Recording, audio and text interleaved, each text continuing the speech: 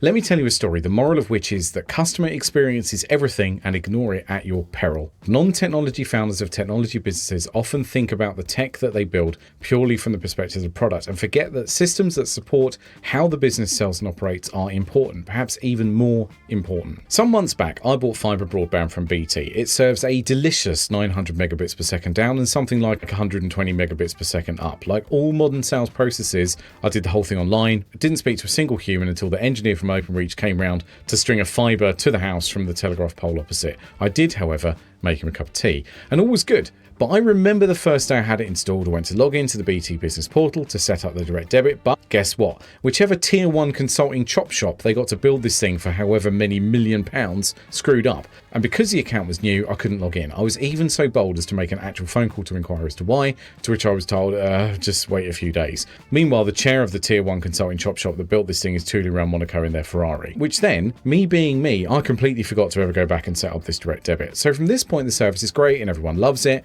And every now and again, I get an email from BT, which is sometimes marketing, but I'm also getting text messages from BT trying to sell me EE mobile phone services. The point is, BT is communicating with me. I'm getting a lot of messages from them because I'm a customer. But every few weeks, I get a letter through the post, which has a BT logo on the envelope. Now, I will open a letter if it looks official, but seeing as the only good letter I ever received was when I was about 10 years old and the envelope contained a £50 postal order, every single piece of post I've received since that date has been junk mail, so I ignore the BT letter, and I do wonder how many of you would as well. Then at midnight this past Tuesday, I get an email from BT saying my fibre service is being cancelled that morning, and I panic, find the last letter in the pile of that unopened post, and yeah, it's a letter saying the service is being cancelled. Cancelled because I didn't ever remember to go back into the portal and set up the direct debit, so I thought the bill was being paid, and it wasn't. But BT had been merrily emailing me and texting me marketing junk about whatever idea popped into the collective heads for months, and this absolutely critical contractual and operational notice they decided was going to be the only thing they sent through the physical post.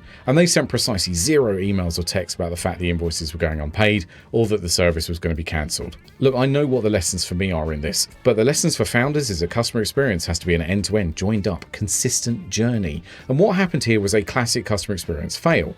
Because the parts of the journey that involved this exception case of non-payment didn't align, dovetail, segue or whatever, or was otherwise sympathetic with any other part of my customer journey, I end up with this major problem. Founders almost always forget to build out operational systems as they build their businesses. They take all the money they raise and give it to an agency to deliver just the product. So they risk the same thing that BT does here, i.e. having to amend and hack the customer experience by slapping in last-minute, unsympathetic, minimum cost, minimal thought approaches. This is one of those problems that's wonderfully easy for founders to fix. You just have to be aware of the issue. Investments in systems to reduce friction in marketing, sales and customer success can be done so inexpensively. Even at the early stages of a business, you could straightforwardly call them cheap. You just need to know that you have to do it. Specifically then, don't sit down and design your product. Sit down and design the whole customer experience that happens to include the product. So let me tell you a secret. I have something called the VIP program, or the Very Important Founder program. There's a link in my bio where you can go and sign up, and when you do, you get access to free training, ebooks, checklists, exclusive content,